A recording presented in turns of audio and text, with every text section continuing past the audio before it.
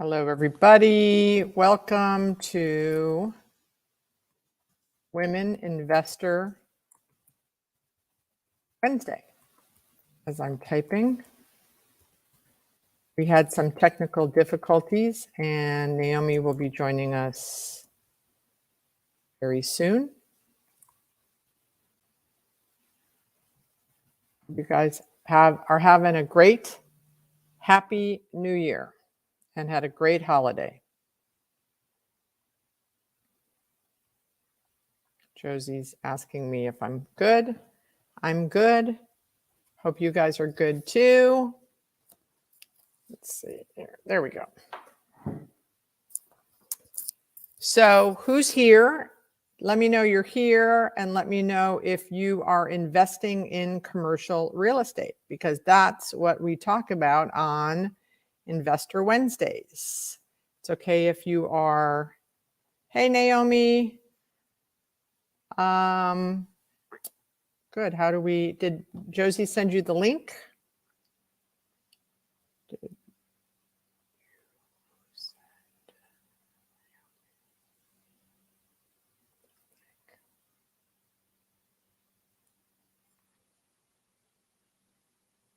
She emailed you the link, Naomi. Check your emails.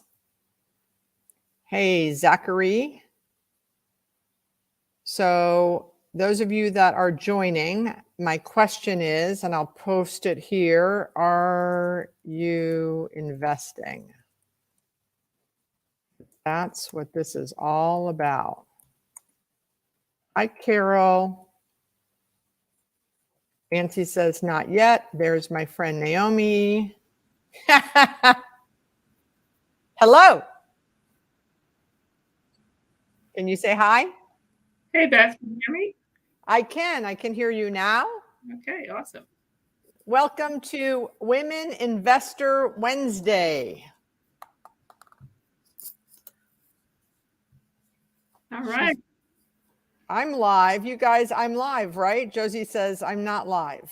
I'm live, right? Carol, I'm live. Okay. So I was in there live and then I disconnected us and that was a big problem. So yeah, so Josie's still saying that we're live. We're definitely live. Everyone's joining. Yay. How are you? How is your new year? I'm doing fantastic. We had a great new year. We went down to Biltmore Estate in Asheville and had a great time with my family. You know, I have a friend. You guys were there at the same time. We should have connected. Cassandra is in Melbourne, and she was at the Asheville Resort also. Josie's saying that we're not showing up on LinkedIn. Okay, it's not showing up on LinkedIn. You're recording only.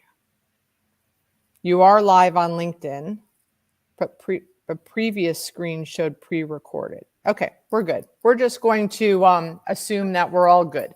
So anyway, my friend Cassandra that lives in Melbourne was in Asheville at the Grove Park. So you were at a different place. Yeah, I'm not sure if we were at the Biltmore Estate, which was the Rockefellers, huge estate down there. It was decorated beautifully for Christmas. So it was a really neat time to go and experience that for Christmas. I bet. And I heard it's beautiful with lots of lights, right? Decorations. Oh, it was really incredible. I mean, the mansion itself is really massive and beautiful, but they had it decorated just amazing for Christmas. And they had musicians, harpists, a choir, the whole 9 yards. So it was really, I might have to do that next year. Guess where I took my 2 adult children? Since you have boys, I'm guessing it was something a little more intense. I took them to Vegas.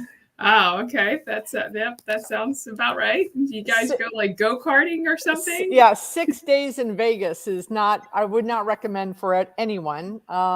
So we did do the helicopter to the Grand Canyon. We did kayaking. You know, the older one gambled. They're very strict. Mario's 19, and they pretty much kicked him out of every casino and lounge.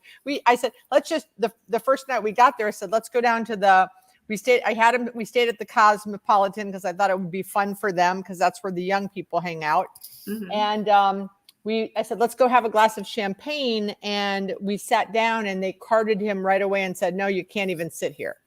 So that was kind of a bummer. Very strict. You were there. Wow. Yeah. Yeah. Okay. But enough about the holidays. We're All here right. to talk about 2023, but also take a look back a little bit, right? Mm-hmm. So, are you an investor? I am an investor. Yay! And tell the audience what you have invested in. So we own a couple of short-term rental properties, and one of them used to be a bed and breakfast, actually, and we converted it into a multi-rental, short-term rental. And then the other property is also a short-term rental, but it's very unique because it used to, or actually, it's a house that's built in the shape of a shoe. Yeah. Literally, it's a house in the shape of a shoe. 3 bedrooms, 2.5 bathrooms, 1,500 square feet. It's really the full deal. So we turned it into a short-term rental recently, and it's been doing amazing because you can imagine how unique is it, right, to stay in a shoe house. So those are our rentals right now. So tell me how you came across the shoe property. Like if the shoe fits, how did that happen? The shoe fits, right? And I've also gotten a lot of jokes about the old lady who lived in the shoe. And I'm like, well, I don't think I classify as old yet, although I do have a couple of gray hairs. But the shoe house sale came about because the gentleman who had owned it previous to us, he was just kind of an associate that I knew from work. We were both realtors. And he had approached me asking for a commercial valuation since I'm a commercial realtor. And it had a business in it. It used to be an ice cream shop. So I went and looked at the property and I was like, man, I really think it would be better as a short-term rental because they were not making money as the ice cream shop. So, I said, we own this other property that's a short-term rental. We do XYZ. You could do this. It'd be amazing. And then he says, well, why don't you buy it and you do it? And I was like, well, maybe I will. So then we did. Well, how amazing. So they had so did they live above the ice cream or did they live there? The folks who owned it before us did not live there. No. Okay. It was kind of a tourist attraction where they sold ice cream in the basement and then you could pay to go through the shoe. But it had originally been built to be a guest house because the guy who built it owned this empire of shoe stores. And he built it as this attraction kind of promotional piece for his shoe stores and would let people stay there as guests in the cottage. So it was originally built to be an Airbnb back in the day before that it existed. But, prior to our ownership, it was kind of a museum tourist destination. But it already had the bedrooms and the bath. Yep, it already did, but it needed basically brought up to modern comfort level, with plumbing and electrical and things like that. So we did that and then furnished it so that it would be comfortable to stay in and kind of did some refurbished work on the whole outside of the property. And that the rule they say, think about how much it's going to cost and then double it. Well, that definitely was the case. I'm like, yeah, this will be about how much it will cost. Well, it costs twice as much, but it's great now. And can you share how much you thought you were going to spend versus how much you did? Initially, we thought it would cost around $30,000 to renovate, and ended up spending about $60,000. That's pretty cheap, $30,000. I would like to renovate my commercial properties for that. Right. So that's my painting bill usually, but great. Okay. And so when did you guys close on it? In July. And it took us about 3 months to go through the kind of restoration, renovation, and we officially opened for business at the beginning of November and have booked almost completely solid through November and December because that's a high time of the year for people to travel and enjoy things like that. So January has a little bit of gaps in occupancy, but it's still doing very, very well. I think for Valentine's Day, are you sold out for the people that want to be in the shoe? Yes, it is. Now, tell everyone what city it is and what state in case they want to book the shoe, and how can they book the shoe? Excellent. Okay, so the shoe house is located in York, Pennsylvania, which is the central region of Pennsylvania. If they want to check it out or book the shoe, they can go to HainesShoehouse.com, and that'll bring up a link to the property and our booking website. So you said you had done short-term rentals before. Mm-hmm. So are you doing the booking yourselves? Is that your own site, or do you use a site? We use VRBO to do the bookings through, just because it makes the process a whole lot easier. The next step will be to build our own website and take bookings directly, though. I've had friends that have tried that and then went back to the VRBO, just FYI. Oh, really? Okay. Yeah. That's good to know. When at the summit, I'll introduce you to some of my friends who have done that, and then you can share stories about that. That's great. Yeah, there's a lot of opportunity to learn from other people, because there's a lot of pitfalls you can encounter. Exactly. That's why we're having Women Investor Wednesday, and that's why we have the summit. So you came to the summit last year. I did, yeah. And tell me some of the highlights that you had at the summit. The number one thing that I love about the summit and this type of atmosphere is just being around other women who are doing it, and just being able to support and encourage each other and feel like, you're not the only woman out there who's doing it, and not to get discouraged when you hear no, because you will hear no an awful lot. From banks, from people if you're writing offers all the time. And just to have that atmosphere where, there's other women there to support you and tell you, hey, I learned this or I learned that, it's a huge encouragement. Yeah, for sure. Jessica Malcolmson, where she had her first shopping center under contract, and about, 4 weeks before she was ready to close, her bank pulled out because of the appraisal. She called me in a panic. I said, well, get an extension. And, because really sellers, they don't want to start all over with someone new. And it wasn't her fault. It was a glitch with the bank.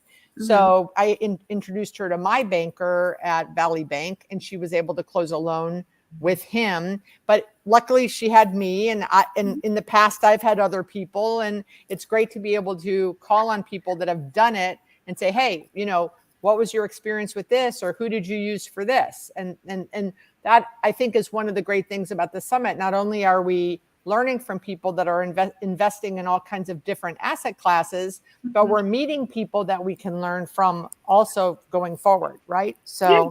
Exactly. I mean, I still remember very vividly your story about your development project, and, doing a development project is next on my list, but I'm like, oh man, there's a lot of things you want to watch out for. So it's good to learn and watch from other people. Absolutely. Now, so you're a CCIM, right? Oh, yeah. Yes. Which I am not. So you can totally do it, Beth. I remember taking that first 5-day 101 class, and at the end of it, I'm saying, oh my God, why did I tell anyone that I was taking this? What if I fail? It was not easy. And back in the early days when I was, doing it, you traveled to small towns around the country. They did not want you at home and have any distractions. It was not online. You had to leave your home and your work for 5 days. It was a huge financial and time commitment. Luckily, the one I took happened to have been in Miami, so I was local. But the homework and the work, I was like, at the end of I said, I don't know if I'm going to pass this test. Luckily, I did, and I gave up. I said, I'm not doing anymore. It's not too late, Beth. You can still do it. No, but I really, really, I have people on a pedestal that have gotten their CCIMs. But the question is, do you think you need your CCIM to be an investor? I mean, I certainly don't have mine, and I'm an investor. What do you think? I'm sure it's helped a lot.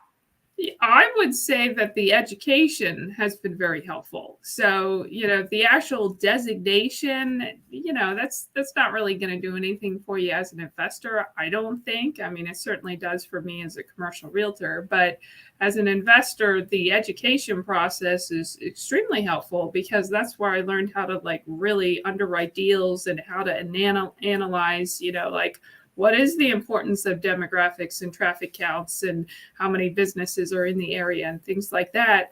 That really gives you a comprehensive overview that you might not be able to pick up everywhere else. For sure. Well, and when you were on the first summit, on the virtual one, right? Yep. How did you find out about that? I think I was just following you on LinkedIn and saw awesome. that. Yep. Mm-hmm. And then we had a group that got together after that for a year, and you brought us a deal that we ended up. Did you ever follow up with that? Did anyone ever buy that hotel? So that site is actually under contract. They're tearing the hotel down and making it into retail pad sites. So it could have been a perfect retail site for you, right, Beth? Absolutely, absolutely. But yeah, they're putting in, a couple of quick service restaurants and maybe a gas station, things like that. So they're completely redoing it. How many deals do you look at, on a monthly basis? Do you look at 1, 5, 2? At this point, I am not actively looking, I'd say. I've definitely heard the principle. Sometimes things start to come to you once you get involved, and sometimes that's happened. In the case of the last property we bought, that happened. But I'm in the market on a daily basis as a realtor, and so I see those, and it gives me a good opportunity to say, hey, I can underwrite this quickly, and if it's a good deal, then bring it to the attention of several clients. But I'm working on that transition where I'm the client, right? Yes. That's the ultimate goal. So do you want to stay in short-term rentals? Or, I mean, at the last one that we were speaking about was it was a hotel and land. So it seems like you're wide open. Yeah, I really would say I am. I don't really have any interest in office, but the area that I'm in central Pennsylvania, there's a huge amount of industrial, as there are in a lot of areas of the country. And that's a product that I'd be very interested in owning myself, as well as retail or multifamily assets as well. So I'd say I'm opportunistic in that aspect, but you really know your niche, like you really know retail. And so if you're going to be the sponsor on something like that, you're the expert. So I do a lot of land deals and development. So I feel like I have a better understanding to be able to do that versus somebody else, and would, rather focus my energies on where I have the most background. How long have you been in commercial real estate? About 4 years, I believe.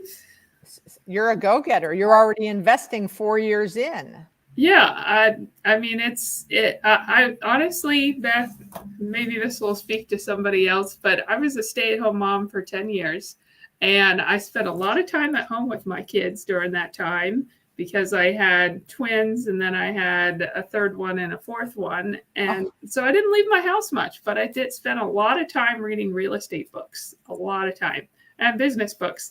And so, there's a lot of years of I wish I could invest, but we didn't have the money or the opportunity to do it at that time.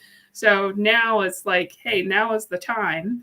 But all those years of reading books was kind of the foundation for that, Well, so my friend Janet, who you met last year, right? Or both years, right? She was a stay-at-home mom too. And I said, you need to go out and start buying stuff. So I think I don't know how many she's up to now, 30 townhouses or something in Wichita, Kansas, of all places. But, so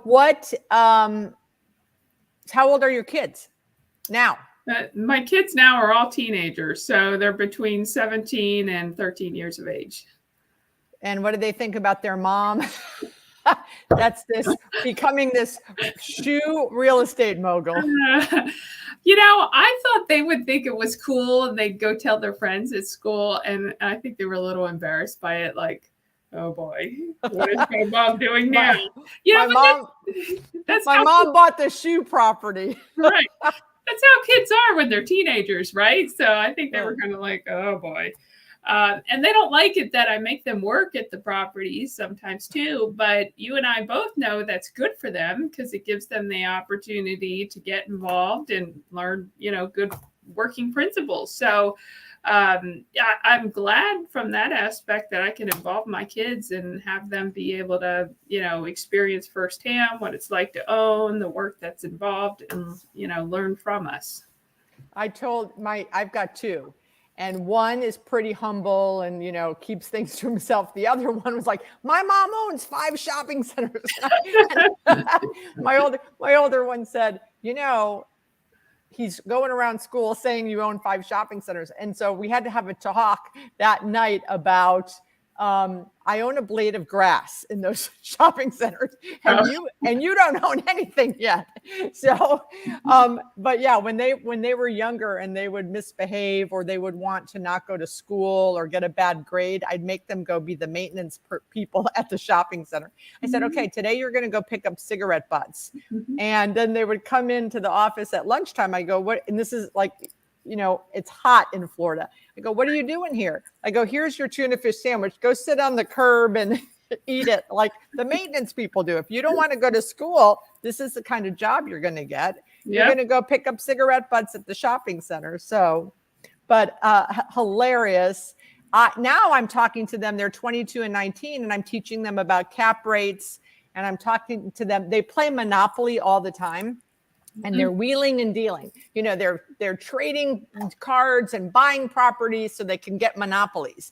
And so they're understanding that in a strip down here in South Florida, I own 3 shopping centers all in a row. And then there was this one holdout in the middle.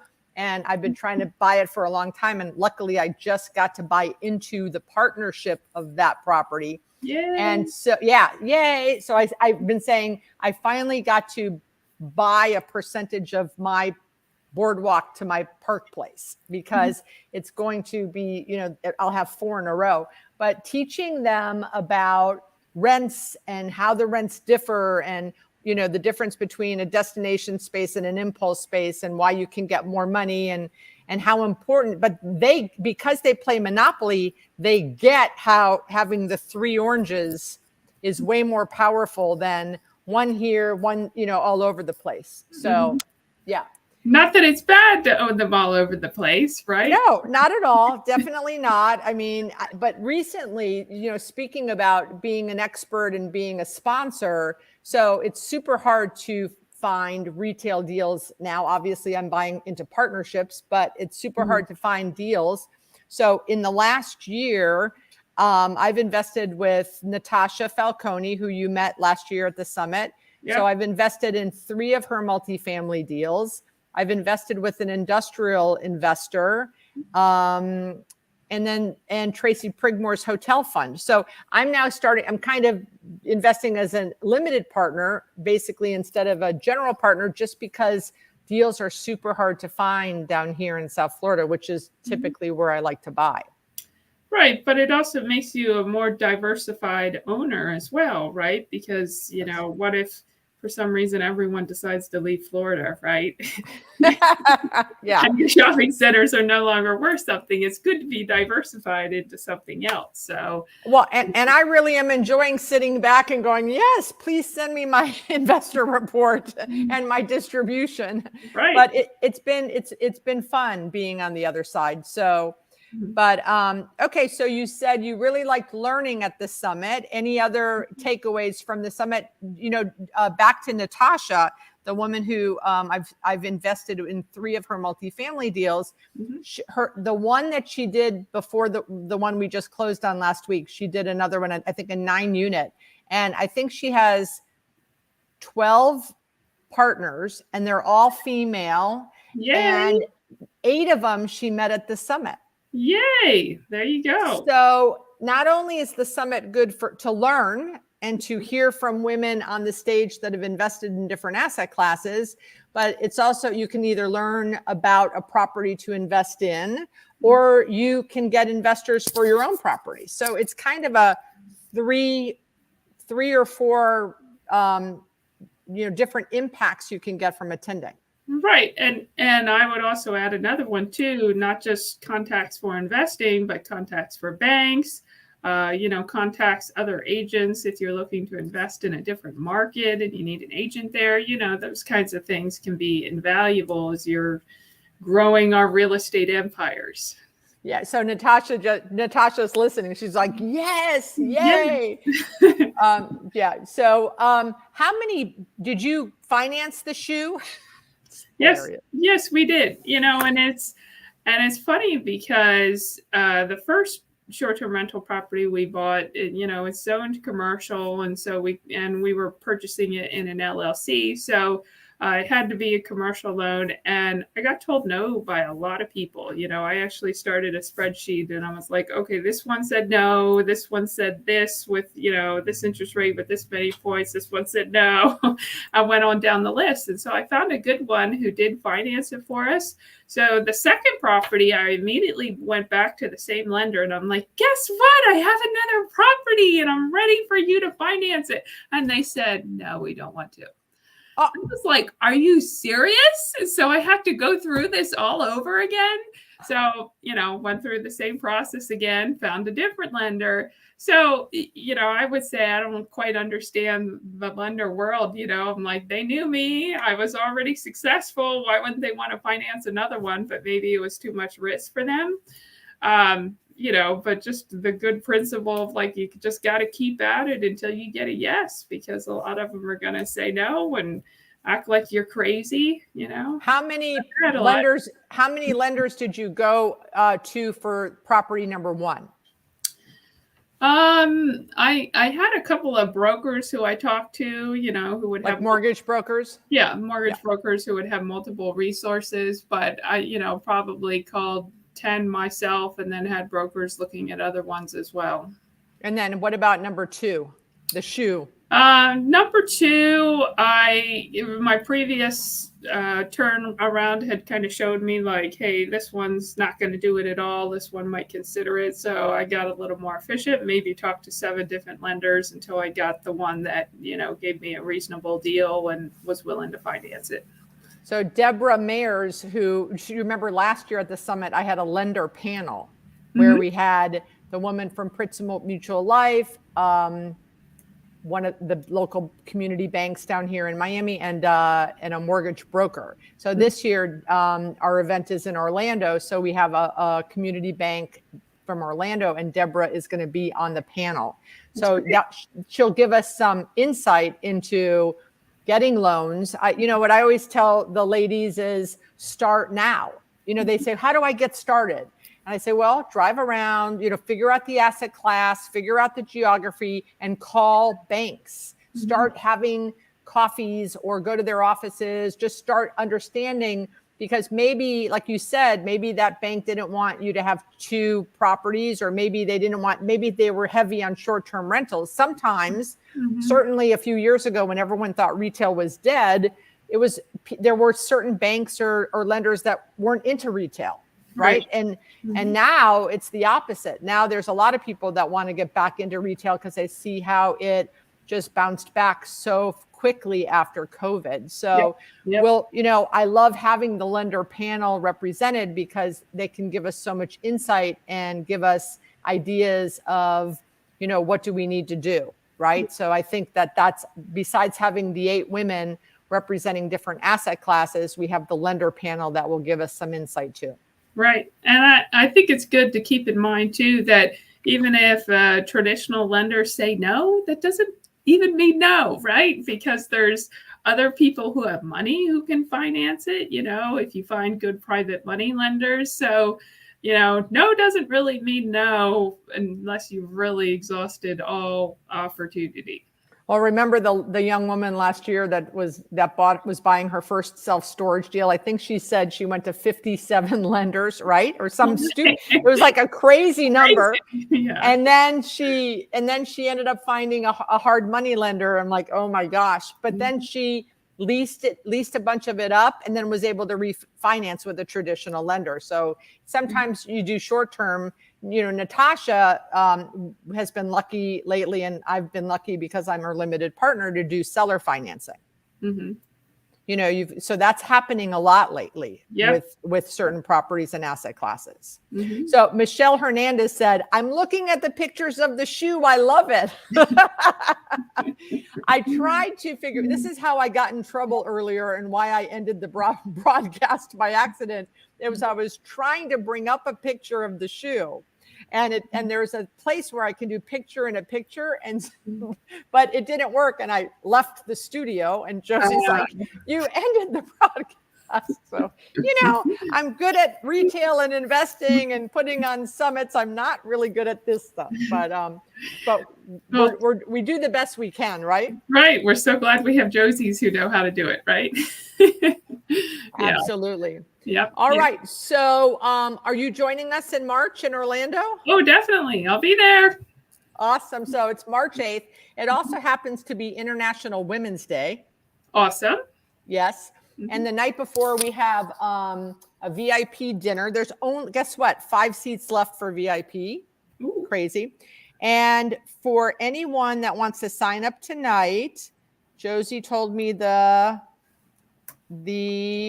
word. Okay, for anyone that wants to sign up tonight and get a 25% discount, I think it's only $297. It's pretty cheap. We're basically just covering our costs.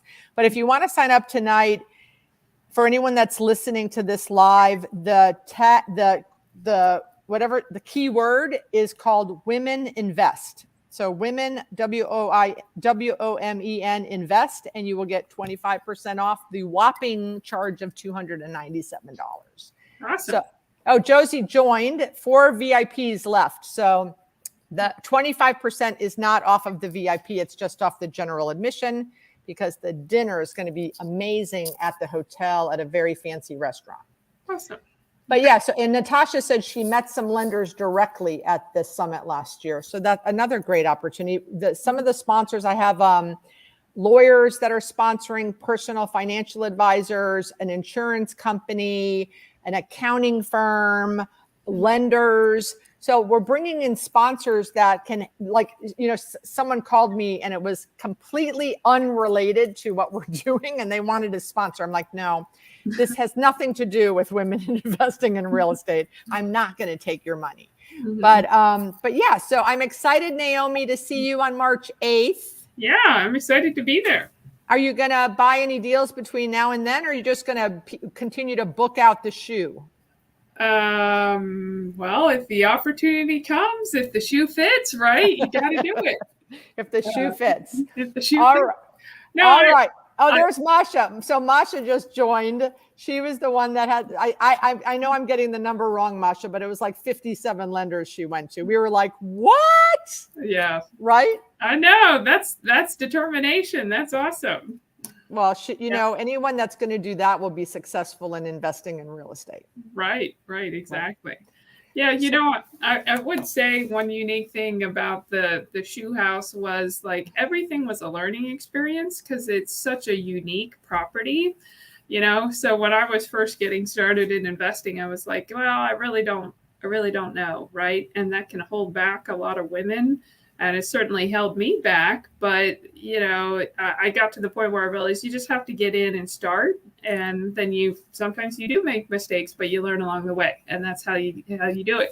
So it was just interesting with this property because, I'm like, okay, how much is a fair price to pay for a shoe-shaped house?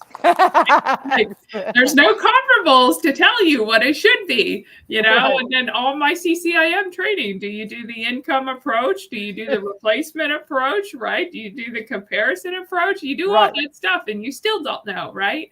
Right. So it's just it was a very unique experience, but it just reinforces the fact that you just got to learn as you go, right? and you learn from that, right? And yeah, Yep. what approach? That's so true. Is it the income approach? I don't think so. Right. And it's the same thing with, pricing it for the nightly rate. Like, well, what's a fair price to pay? There's no comparables to say, how much are willing people to pay? And so I presume you can charge more than a typical short-term rental, right? Yeah. So we added a premium, but who's to say it's the right premium, right? We're kind of. Well, you just got to keep raising it until people say no, and then you've hit your peak. Yep. So right? That's what I need to start doing, right? Raising the price. Well, especially when you say you sell out all of November and December, if you start selling out April, May, June, and July, you definitely need to raise the price for sure. Because you are the epitome of supply and demand. There's no other shoe right that you're aware of. Right, exactly. So, okay, that's going to be my takeaway, Beth. I'm going to go raise my price. Absolutely. And then Masha, so I was completely wrong on the 57 lenders. 132. That Masha's middle name is determination, persistence, and not giving up. That's right. That's awesome. All right. Yeah.